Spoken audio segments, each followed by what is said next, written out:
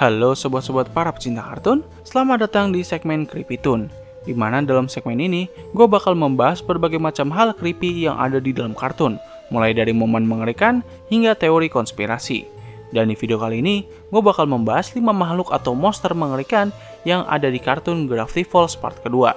Buat kalian yang belum nonton part pertama, kalian bisa cek aja di channel gue, atau klik link yang ada di pojok kanan atas. Dan sama seperti video sebelumnya, gue gak bakal memasukkan Bill Cipher dan Time Baby ke dalam daftar ini. Dan untuk makhluk mengerikan yang bakal gue sebutkan dalam video kali ini, tidak hanya memiliki penampilan dan juga kemampuan mengerikan, tetapi mereka harus juga memiliki konsep yang kalau misalnya kita bayangkan agak creepy juga. Jadi mungkin cukup basa-basinya, kita langsung masuk aja ke pembahasan dalam 3, 2, 1.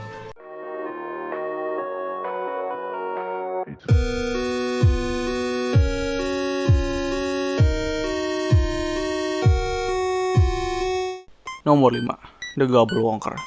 Kita mulai dari monster yang gak terlalu mengerikan namun cukup ikonik, yaitu The Gobblewonker. Jadi makhluk ini bisa dibilang mengambil reference dari legenda The Loch Ness Monster dan Ogopogo. The Gobblewonker sendiri muncul pertama kali dalam episode The Legend of the Gobblewonker, di mana pada saat itu Dipper, Mabel, dan Sus berusaha mencari keberadaan makhluk ini untuk bisa mendapatkan hadiah. Tapi pada akhirnya terungkap kalau monster yang mereka cari adalah robot ciptaan Megacut. Tetapi di akhir episode kita ditunjukkan kalau The Gobblewonker yang asli benar-benar ada di dalam danau Gravity Falls.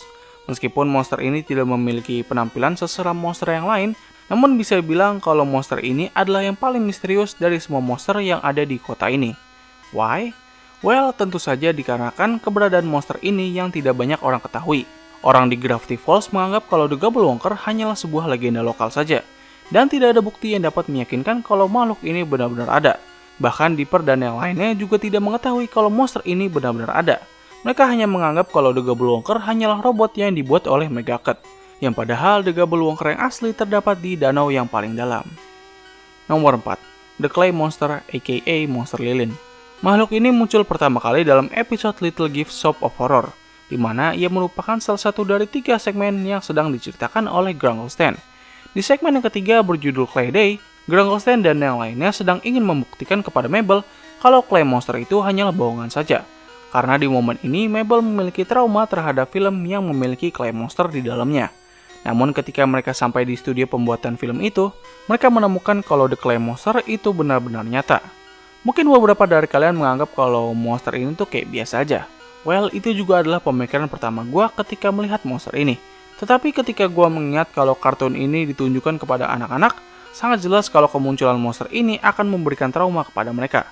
Percaya sama gue, banyak anak kecil pasti akan sangat ketakutan ketika nonton film yang menggunakan stop motion. Salah satu contohnya adalah animasi legenda yaitu Coraline. So ya, mungkin beberapa dari kita menganggap kalau monster ini biasa aja. Tapi buat beberapa orang, monster ini bisa dibilang sangat menakutkan. Nomor 3, Stan Wax Figure. Kalau sebelumnya kita memiliki monster lilin, berikutnya adalah orang-orang lilin. Secara teknis, orang-orang lilin ini memang tidak seseram monster lilin. Namun hal yang membuat orang-orang lilin ini lebih menyeramkan adalah mereka dapat bertindak layaknya manusia sungguhan. Mereka memiliki akal dan juga pikiran seperti manusia pada umumnya. Dan tentu saja dengan sifatnya ini, mereka juga bisa melakukan yang namanya pembunuhan dengan terencana.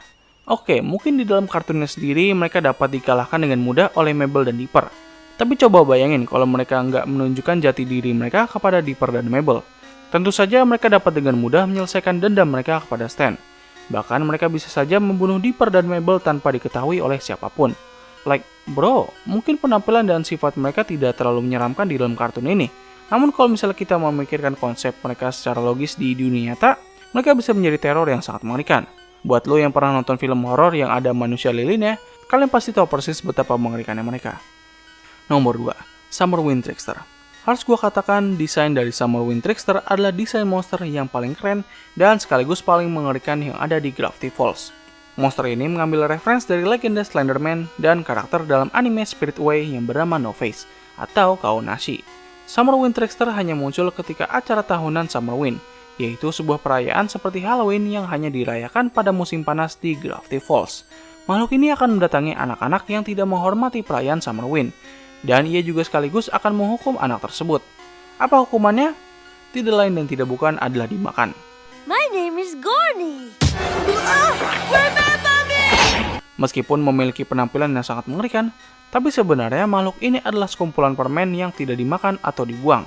Ia membentuk dirinya menjadi suatu individu dan berencana untuk membalaskan dendamnya kepada anak-anak yang selalu membuang permen. Tidak hanya memiliki penampilan yang cukup keren, namun konsep dari makhluk ini juga sangat kreatif. Ini bisa saja menjadi sebuah bentuk peringatan kepada anak-anak untuk tidak membuang makanan mereka, terutama permen-permen yang mereka dapatkan ketika perayaan Halloween. Sebelumnya, gue pengen menempatkan Summer Wind Trickster di posisi yang pertama. Namun setelah dipikir-pikir, monster terakhir dalam list ini sebenarnya memiliki konsep yang jauh lebih creepy ketimbang Summer Wind Trickster. Dan makhluk terakhir dalam list ini adalah nomor 1, Giovanni. Kenapa gue memasukkan Giovanni ke dalam nomor 1? Alasannya adalah dia merupakan monster yang cukup relate dengan kehidupan modern kita saat ini. Yap, makhluk ini adalah seorang waifu. Giovanni pertama kali muncul dalam episode Sus and the Real Girl, di mana pada saat itu Sus sedang mencari pasangan wanita. Namun dikarenakan ia tidak kunjung menemukan wanita yang cocok, ia pun mencoba sebuah game dating simulator atau simulator berkencan. Tapi tanpa ia sadari kalau tokoh utama dalam game tersebut yang bernama Giovanni bisa bertindak di luar kendali.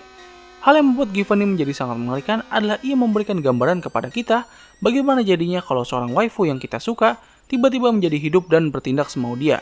Sudah bukan menjadi rahasia umum lagi kalau di zaman modern ini banyak orang yang sudah menjadikan waifu mereka sebagai wanita asli.